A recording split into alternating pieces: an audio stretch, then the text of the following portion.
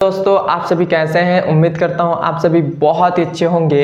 आज की इस वीडियो में हम पढ़ेंगे क्लास 10th मैथ, जो हमारा तीसरा नंबर चैप्टर है, दो चर वाले रैखिक समीकरण युग्म, उसका प्रश्नावली नंबर 3.1 का आज की इस वीडियो में हम प्रश्न संख्या दूसरे को हल करेंगे। प्रश्न संख्या दूसरे में हमें 3 पाठ दिए गए हैं, उन तीनों पाठों को हम हल करेंगे। तो प्रश्न संख्या दूसरे को हल करने से पहले हम कुछ जान लेते हैं। तो प्रश्न संख्या दूसरे में हमें जो दो चर वाले रैखिक समीकरण युग्म दे दिए गए हैं, तो वह किस रूप में दिए गए हैं वह हम उसको दिखा देते हैं। मतलब दो चर वाले रैखिक समीकरण कभी भी आएगा तो वह किस रूप में आएगा वो जान लेते हैं। तो हमारे पास जब भी कोई भी दे देगा, कोई भी हमारे पास दो चर वाले रैखिक समीकरण युग्म देगा तो वह इस रूप में होगा। किस रूप में होगा? जैसे a1x प्लस में b1y प्लस में c1 इक्वल टू 0। पहला हमें दो समीकरण, दो चर वाले दो समीकरण देंगे। तो पहला समीकरण इस प्रकार होगा और दूसरा समीकरण होगा वो होगा a2x प्लस में b2y प्लस में c2 इक्वल टू 0। मतलब हमें इसी दो रूप में देंगे। मतलब दो चर वाले जो समीकरण देंगे वह इसी रूप में आएंगे हमेशा। यदि इस रूप में नहीं होंगे तो पहले हम इस रूप में बनाएंगे, उसके बाद सवाल को हल करेंगे। तो हमारे पास इस रूप में देगा, तो अब हमारे पास ये इस रूप में दे देगा। अब हमारे पास ये जो हमारे पास a1 बटा में a2, हम यहाँ पर लिखे हैं a1 बटा में a2 और उसके बाद लिखे हैं b1 बटा में b2। तो जब हमारे पास a1 बटा में a2 बराबर नहीं होगा b1 बटा में b2, तो उस समय जो हमारा हल होगा, मतलब उस समय हमारे पास कितने हल होंगे? तो उस समय हमारे पास अद्वितीय हल मतलब एक हल होंगे हमारे पास।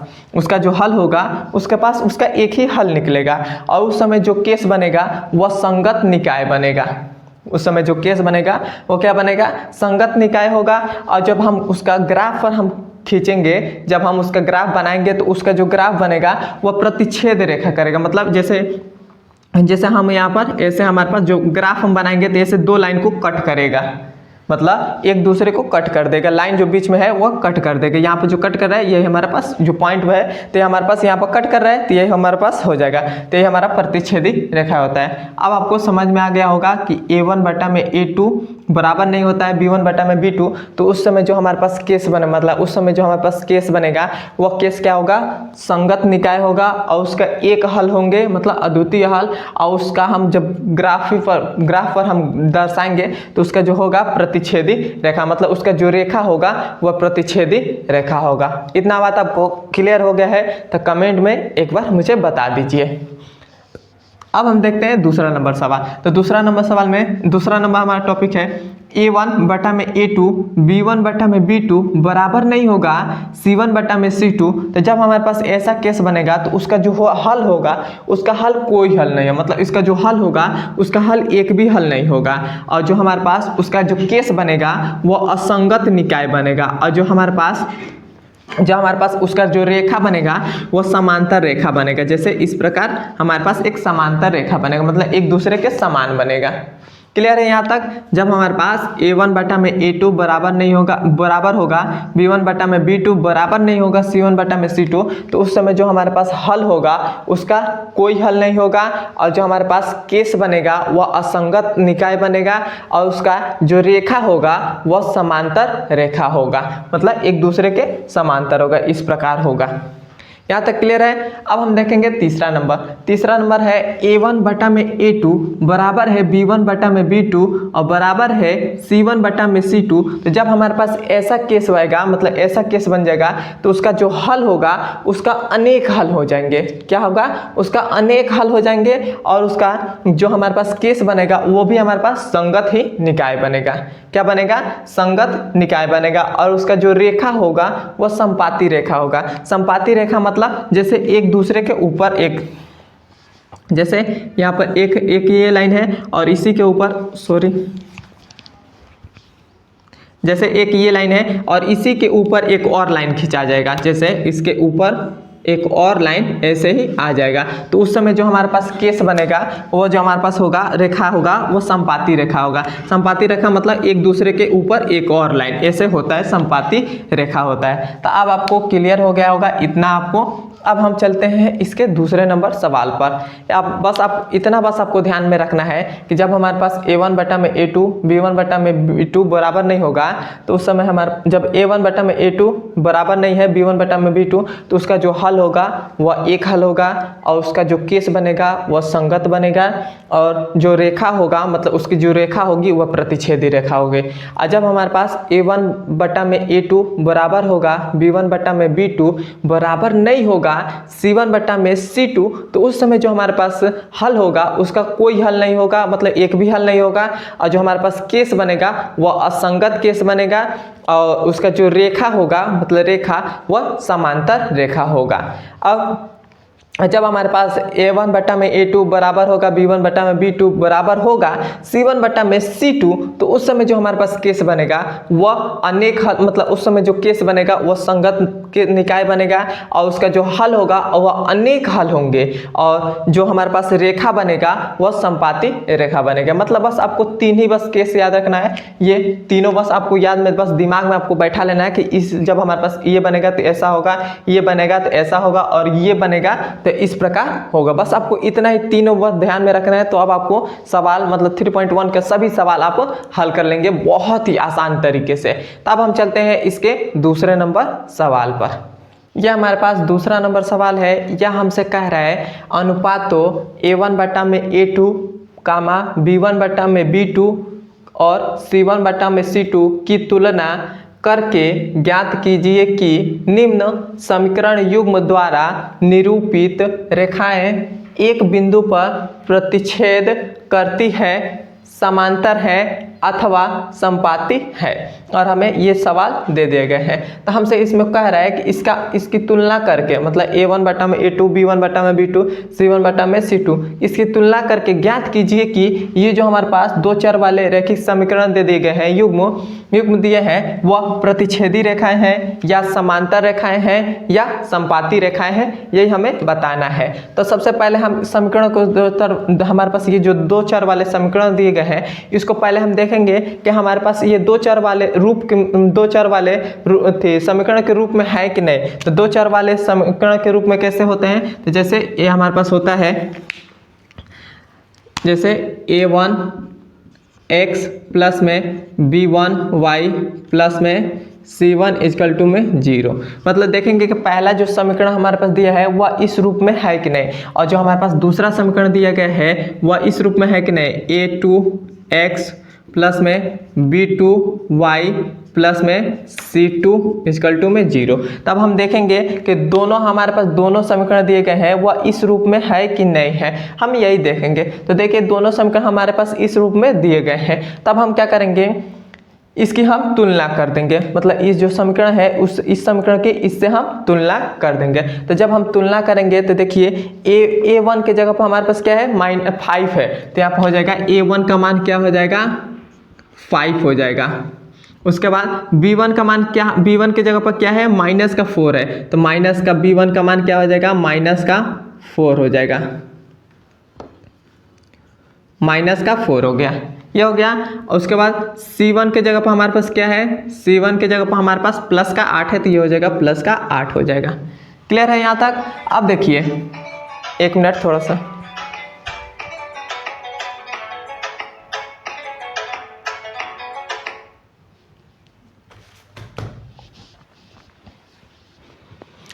इतना हो गया। अब देखिए अब हम इसकी तुलना इससे कर देंगे तो इससे तुलना हम इससे करेंगे तब हमारे पास देखिए a2 का मान, a2 के जगह पर क्या है तो 7 है तो a2 का मान क्या हो जाएगा 7 हो जाएगा। उसके बाद b2 के जगह पर क्या है तो b2 के जगह पर 6 है तो ये हो जाएगा 6 हो जाएगा। और c2 के जगह पर क्या है तो c2 के जगह पर -9 है तो ये हो जाएगा -9 हो जाएगा, यह हो गया। अब देखिए हमारे पास a1 b1 c1 a2 b2 c2 का मान हमारे पास निकल गया है तो निकल गया है तो अब हम क्या करेंगे, अब हम करेंगे a1 बटा में a2 करेंगे तो आप लिखेंगे a1 बटा में a2। तो a1 हमारे पास क्या है 5 है तो ये हो जाएगा 5 और a2 हमारे पास कितना है 7 है तो ये हो जाएगा 7।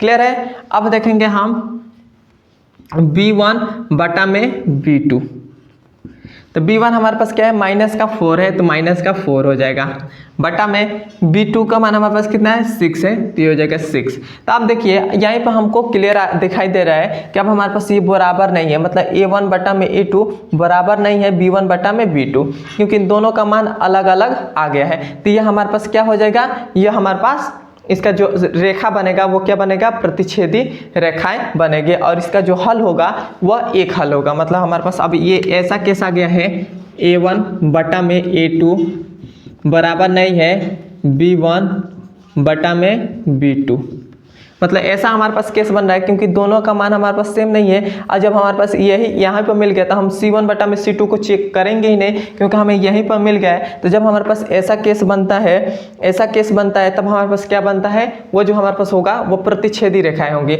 और हमसे इसमें पूछा है कि यह एक बिंदु पर प्रतिच्छेद करती है या संपाती है या समांतर है या संपाती है, यह हमसे पूछा है। तो देखिए यहाँ पर हमारे पास ऐसा जब केस बनता है, तो अभी मैंने आपको बताया है कि जब हमारे पास a1 बटा में a2 बराबर नहीं होगा b1 बटा में b2, तो उस समय जो हमारे पास केस बनेगा वो क्या बनेगा, वह प्रतिच्छेदी रेखा बनेगा। तो इसका जो रेखा बनेगा वो क्या हो जाएगा, प्रतिच्छेदी रेखा हो जाएगा। तो यहाँ पर लिख देंगे प्रतिच्छेदी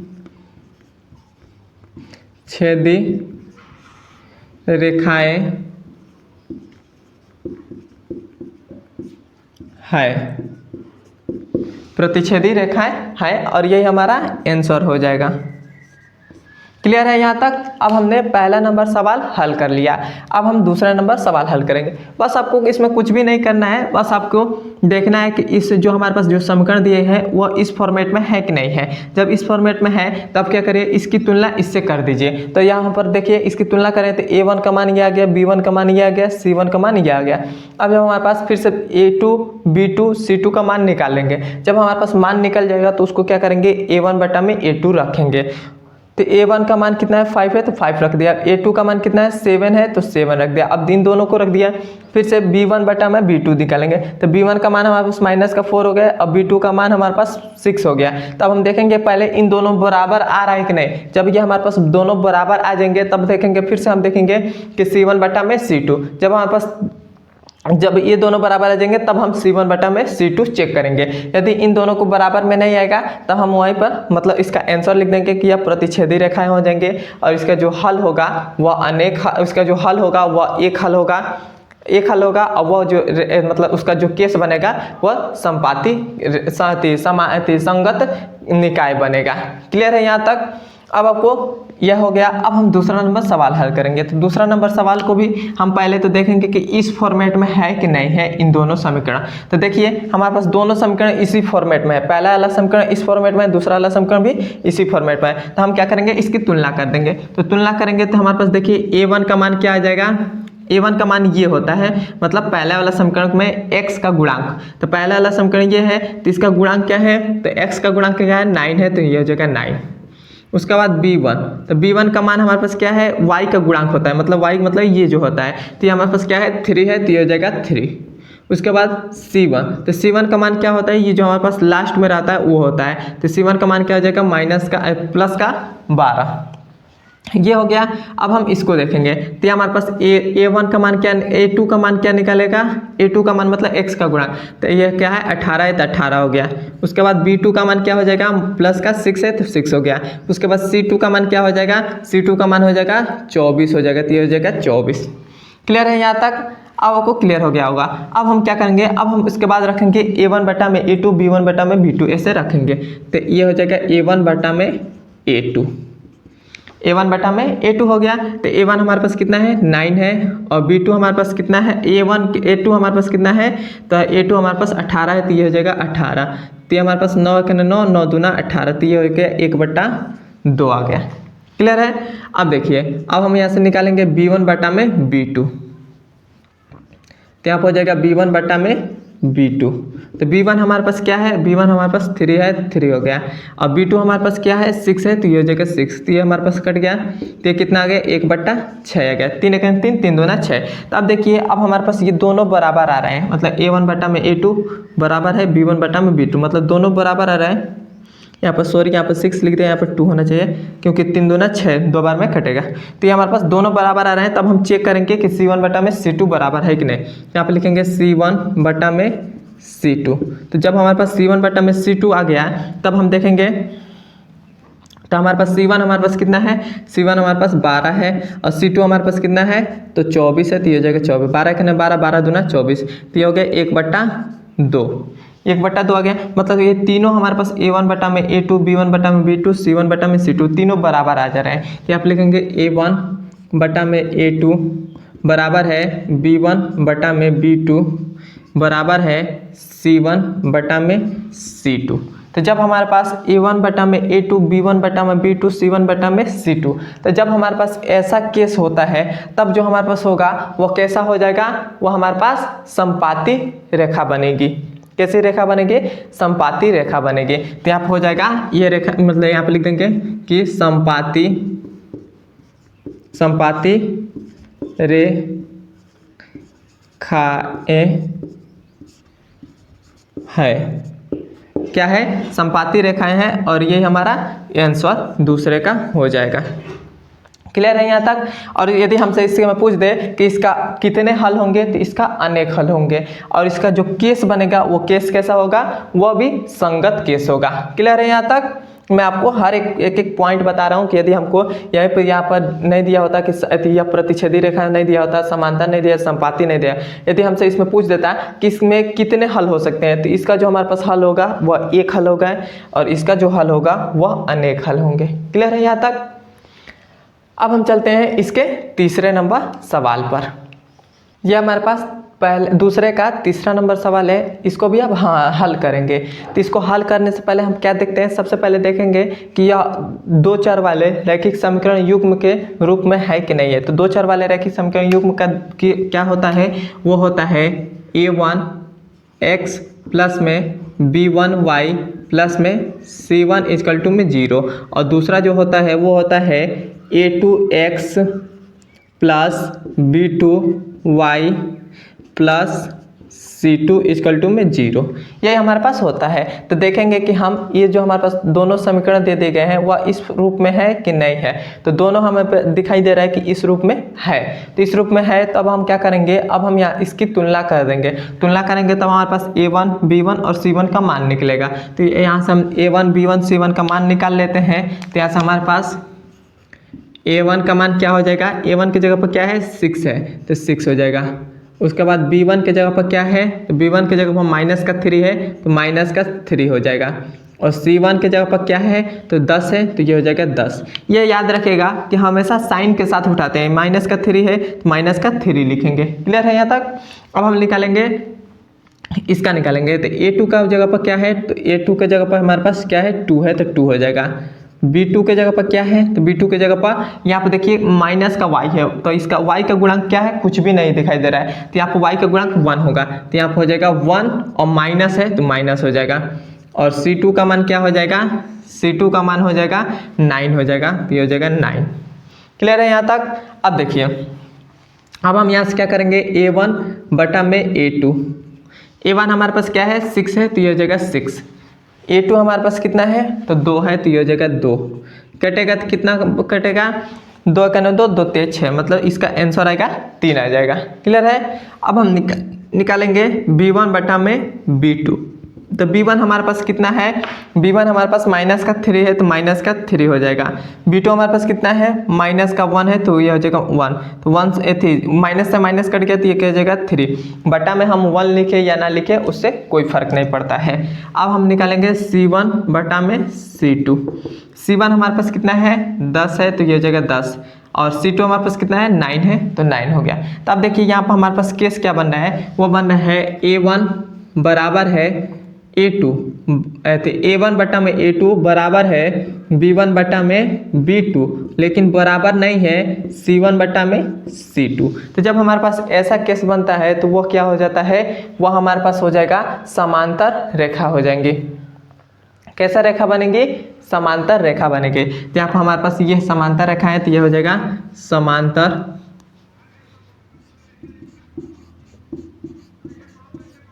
समांतर रेखा।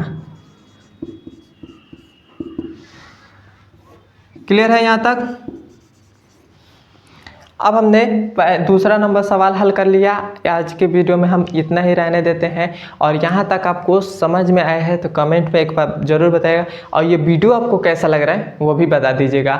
और कुछ भी आपको प्रॉब्लम आ रही है समझने में कोई भी आपको, तो कमेंट में करके मुझसे पूछ सकते हैं। और एक बार दोबारा इस वीडियो को आप देखिएगा फिर से, और हमारे चैनल पर नए हैं तो सब्सक्राइब भी कर दीजिएगा। और आपने हमारे इंस्टाग्राम को आपने फॉलो नहीं किया है तो पहले फॉलो कर लीजिएगा, क्योंकि मैं आप सभी के लिए वहाँ पर मोटिवेशनल वीडियो बनाता हूँ, तो आपको पढ़ाई में मन लगने लगेगा यदि आप मोटिवेशनल वीडियो देखेंगे तो।